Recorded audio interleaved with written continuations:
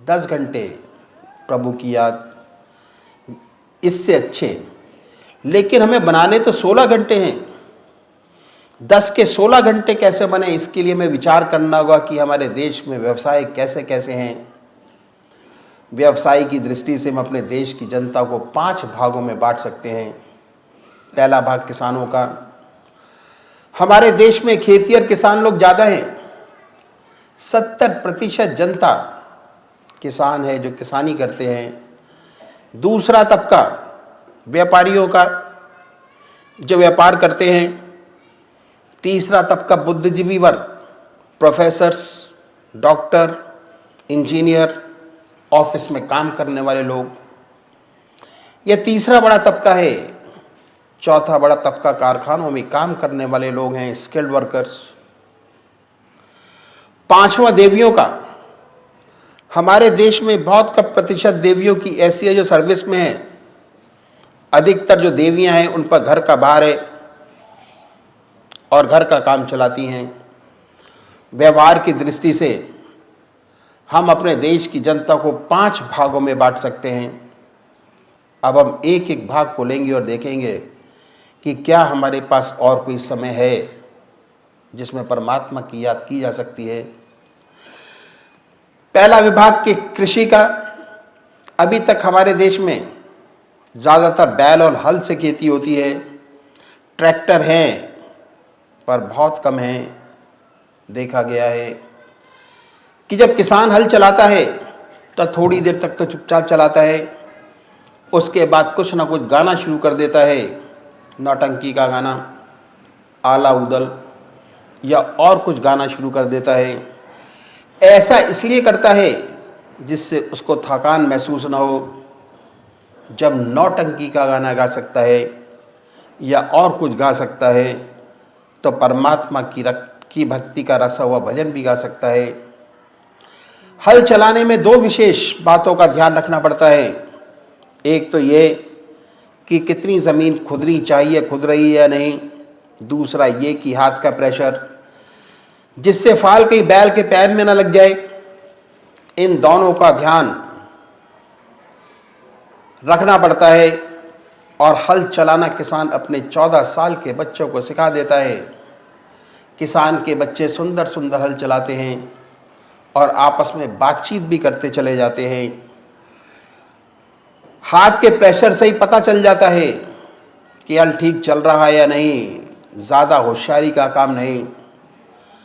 तो हल चलाना ईश्वर की याद में किया जा सकता है, कोई रुकावट नहीं। दूसरा काम है बीज बोने का। जब किसान बीज बोता है तो हल में एक कुप्पी बांध देता है, उसमें बीज डालता जाता है और बोता जाता है। ये काम भी बड़े आराम से ईश्वर की याद में किया जा सकता है, कोई रुकावट नहीं। तीसरा काम पानी देने का। आजकल तो बिजली के कुएं हैं, बटन दबाया पानी निकला। पर बहुत सी जगह अभी भी चरस से पानी देते हैं। जब चरस ऊपर आ जाता तो किसान बोलता आए राम, बैल रुक जाते। जब पानी गिरा दिया जाता तो बैल चलने के लिए कहते चलो राम। बड़े प्यार से परमात्मा की याद में पानी देने का काम होता। पर आजकल तो बहुत आसान है, सिर्फ पानी काटना पड़ता है एक क्यारी से दूसरी क्यारी। इसे तो ईश्वर की याद में बड़ी आराम से किया जा सकता है, कोई रुकावट नहीं। सच तो ये कि हमारा पुराना कल्चर यही था, हर काम परमात्मा की याद में डूबकर किया जाता था। पुराने ज़माने में जो किसानी के काम थे गांव में ईश्वर की याद में किए जाते थे। लोगों का कोई भी क्षण बिना परमात्मा की याद के नहीं बीतता था। और हमारी वास्तविक सभ्यता गांव में थी। गांव में ताले नहीं लगते थे, घर ऐसे ही खुले पड़े रहते, कोई खतरा नहीं। गांव की बेटी सारे गांव की बेटी होती, उसकी तरफ कोई निगाह उठाकर नहीं देख सकता था। सारा गांव निछावर हो जाए अगर कोई ऐसी बात हो जाए। तो ये था हमारे देश का कल्चर। ऐसा सुंदर वातावरण, ईश्वर में जीवन, किसान की कमाई बड़ी मेहनत की कमाई है, बड़ी मेहनत से अन्न पैदा करता है, जितनी ज़रूरत है उतनी घर में रखता है, बाकी शहरों में बेच देता है, जिससे शहरी लोग अपना पेट भरते हैं। उसका काम बड़े परोपकार का है। अगर सारे किसान एकता कर लें और अनाज शहरों में ना भेजें, बड़ी समस्या पैदा हो जाए। उनका काम बड़ा सुंदर, भगवान ने अच्छी रोजी दी है, मेहनत का काम, ईमानदारी का काम, ईश्वर में जीवन। किसान को परमात्मा ने अपना सबसे प्यारा बेटा बनाया है आध्यात्मिक दृष्टि से। अगर संतों का इतिहास उठाकर देखें तो आपको ताज्जुब होगा कि जितने बड़े महात्मा हुए सब गांव के थे। 1% जैसे विवेकानंद कलकत्ता के थे, तो जितने महात्मा हुए, चाहे गुरु नानक देव, चाहे संत कबीर, क्या तुलसीदास, क्या सूरदास, क्या ज्ञानदेव, क्या नामदेव, सभी गांव के थे। ऐसा सुंदर वातावरण उपलब्ध था कि हर क्षण निरंतर ईश्वर की याद। अगर 70% लोग चाहें सच्चा सुंदर जीवन अपनाएं, अपना जीवन ईश्वर में बना सकते हैं। 24 घंटे परमात्मा की याद कर सकते हैं। कितना सुंदर जीवन बन सकता है अगर इस तरफ रुझान हो जाए, प्रवृत्ति हो जाए और असल सत्य समझ में आ जाए कि हम क्या खो रहे हैं। कितना बड़ा परिवर्तन हो जाए। आज गांव में राजनीति घुस गई है गंदी। अवसर है भगवान ने दिया हुआ, मनुष्य जीवन दिया हुआ है अच्छा जीवन बनाने के लिए। अगर हम चाहें प्रगतिशील हों, अपने देश को स्वर्ग बना सकते हैं। प्रेम की गंगा बहे, इतनी आत्मीयता हो कि अपने और गैर में फर्क मालूम ना हो। दूसरी बात क्या है कि कर्म में भावना का बड़ा महत्व है। हम कौन सा काम किस भावना से करते हैं, कर्म का स्तर बदल जाता है काम की वजह से। वही कर्म बंधन वाला है, वही कर्म आपको परोपकारी बना देता है, वही कर्म आपको ईश्वर से मिला देता है। कर्म में असल चीज भावना की है। यही किसान है, अगर सिर्फ इस भावना से खेती करता है कि मुझे पैसा मिलेगा, पैसा तो मिलेगा, लेकिन अगर उसकी भावना ऐसी बन जाए कि भगवान ने मुझे ऐसा सुंदर काम सौंपा है, मैं सबकी सेवा करता हूं, अन्न पैदा करता हूं, यदि इस भावना से वे काम करे, परोपकारी हो जाए। ये सात्विक भावना बढ़ते बढ़ते अनुभव कराती है कि कितनी ही मेहनत क्यों ना कर ली जाए, पर यदि ईश्वरी कृपा ना हो तो कुछ नहीं है बहुत पता। बड़ी अच्छी फसल लहला रही है, कटने के लिए तैयार खड़ी है, यदि देव प्रसन्न नहीं और ओले पड़ गए, सब कुछ नष्ट हो गया। किसान अनुभव करता है कि मैं नहीं करता, करने कराने वाला तो कोई और है, परमात्मा करता है। जैसे ये भावना आई कि वह अकर्ता बन गया, काम करते हुए भी अकर्ता, फिर देखने वाला हो जाता है, करने वाला नहीं। यंत्र समझता है अपने आप को, कोई करा रहा है, वो कर रहा है, ईश्वर में जीवन हो जाता है। तो भावना बदल जाने से वही खेती का काम, मोटा खाना, मोटा पहनना, कपड़े अच्छे नहीं, दूसरों को देखकर जलता है। जो फैक्ट्री में जाते हैं अच्छे कपड़े पहने फिरते हैं, बेचारा किसान मोटी चादर ओढ़कर फिरता है। कभी कभी ईर्ष्या पैदा होती है कि हम तो इतनी मेहनत करते हैं और ये हाल। अगर पैसे के लिए काम करता है कभी शांति नहीं मिलेगी, कभी सुख नहीं मिलेगा। अगर ये भावना बदल गई कि मैं तो बड़े परोपकार का काम करता हूँ, भगवान ने हमें बड़े महत्व का काम सौंपा है, कितना सुख पहुंचेगा। और ये यहाँ ख्याल पैदा हुआ कि ईश्वर ही करता है, मैं नहीं करता, तो कहने क्या, वही कर्म अब परमात्मा से मिलाने वाला हो गया। वही कर्म पहले बंधन में बांधने वाला था। यदि 70% किसानों का जीवन बदल जाए, देश की काया पलट जाए। दूसरा बड़ा तबका बिजनेसमैन, व्यापारी वर्ग, ये इनमें से 2% व्यापारी तो ऐसे हैं जिनके पास समय का अभाव है, समय ही नहीं है। सुबह से उठने के बाद रात को 10 बजे तक इतनी पैसों की बारिश होती है कि गिन नहीं सकते हैं। बोरियों में भरा फेंक दिया, ये नहीं जानते कि कहाँ खर्च करें, कैसे खर्च करें। लेकिन उनकी जिंदगी क्या है, सुबह से उठते हैं शाम तक इतना व्यस्त जीवन कि खाने की फुर्सत नहीं, और अधिक काम की वजह से इनकी सेहत इतनी खराब हो जाती है कि इन्हें खाना भी मुश्किल से हजम हो पाता है। जीवन का इन्हें कोई सुख नहीं। बस सुख क्या है कि शाम को इतना पता चल जाता है कि 1 के 2 हो गए, 10 के 21 हो गए, 1 के 10 लाख हो गए। यही आनंद है। वही खाता लिखा गया, इतना बढ़ गया। वैसे अगर हम सोचें कि हमारे देश में जिनकी 25-30 हजार की आमदनी है, वो सब प्रकार संपन्न है, अधिक पैसे की क्या आवश्यकता।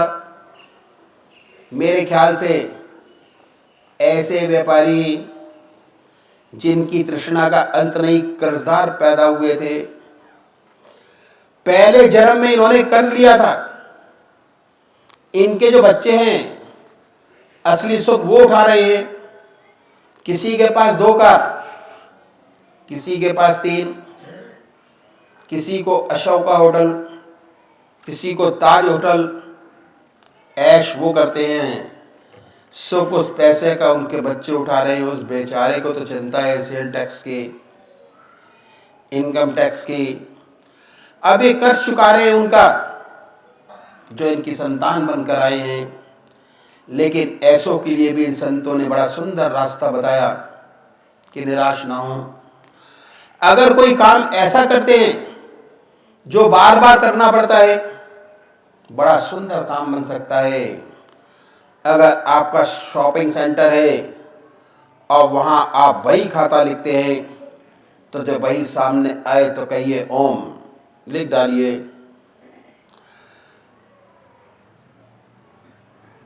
इस तरह परमात्मा की याद हो आएगी।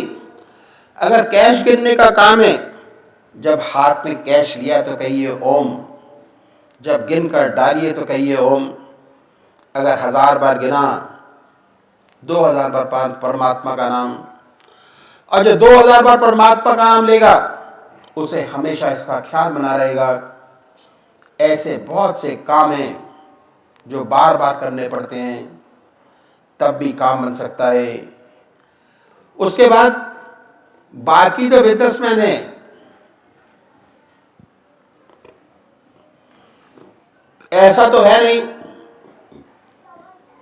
कि हर वक्त ग्राहक होता है, कभी होता है कभी नहीं। आप अपनी दुकान पर जाइए, बड़े प्यार से बैठिए, सामान ठीक कीजिए, सफाई कीजिए, 2 बत्ती अगरबत्ती जलाएं, ईश्वर की याद में लग जाइए। आंख खोलकर ईश्वर की याद करिए। जब ग्राहक आ जाए तो भगवान की याद को छोड़ दीजिए, ग्राहक से लग जाइए, भगवान की याद छोड़ दीजिए।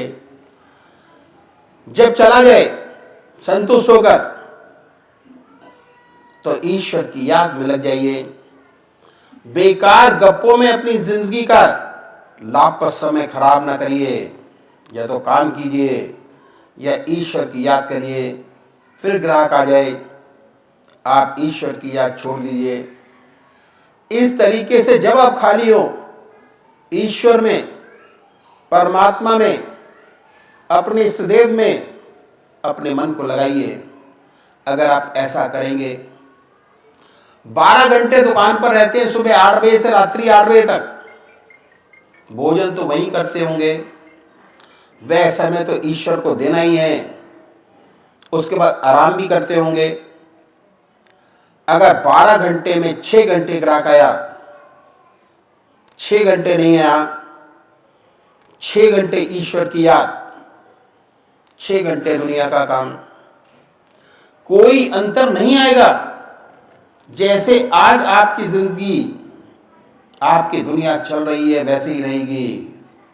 जोर इस बात पर है कि अपनी जिंदगी का कोई भी समय खाली बर्बाद नहीं करना है। अगर एक इंडस्ट्रियलिस्ट है, बड़े बड़े कारखाने खोलता है, देश की समृद्धि बढ़ेगी, रोजगार बढ़ेगा, कल्याण का काम होगा। अगर उसकी निगाह सिर्फ पैसा कमाने पर है तो खराबी है, बंधन का कारण है।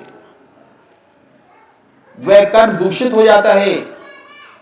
अगर इसके पीछे ये सुंदर भावना है कि परमात्मा ने मुझे ऐसी स्थिति में रखा, मेरे पास संपत्ति है, धन है, नए नए कारखाने खोलता है, हमारे देश की समृद्धि बढ़ेगी, रोजगार बढ़ेगा, देश का कल्याण होगा, पैसा भी मिलेगा तो ही इस भावना वाले को भी मिलेगा, और जो पैसा कमाने के लिए करता है उसको भी मिलेगा। भावना से बड़ा अंतर पड़ जाएगा। एक परोपकारी बना देगी, दूसरा बंधन का कारण होगी। भावना ही सब कुछ है। हर जगह लिखा होता है काम ही पूजा है, वर्क इज वर्शिप। पर हर काम पूजा नहीं, हर काम को पूजा में बदल सकते हैं। किस भावना से काम किया जा रहा है उसके बड़े मायने हैं, और भावना की वजह से कर्म का फल बदल जाता है। भगवान श्री कृष्ण के पास सुदामा जी गए, चूड़ा था उनके पास। उस जमाने में उसकी क्या कीमत रही होगी, एक कौड़ी की भी नहीं, लेकिन भावना थी। तो किस भावना से आप काम करते हैं, यही बड़ी चीज है। वही ऊपर उठाने वाली है, वही नीचे गिराने वाली है। तो यदि व्यापारी इस भावना से काम करता है कि हमारे देश की समृद्धि बढ़ेगी, पैदावार बढ़ेगी, देश खुशहाल होगा, तो वह सच्ची सेवा कर रहा है। अगर शोषण करने के लिए करता है कि मेरा पैसा बने तो अलग बात हो जाती है। तो हमने ये देखा कि दुकानदार चाहे तो आसानी से 10 के 16 घंटे बना सकता है। 16 घंटे परमात्मा की याद, 6 घंटे परमात्मा की याद के नहीं, क्योंकि उसमें व्यवसाय का काम करता है। अगला तबका बुद्धिजीवी, डॉक्टर, रिसर्च स्कॉलर, दफ्तर में काम करने वाले लोग।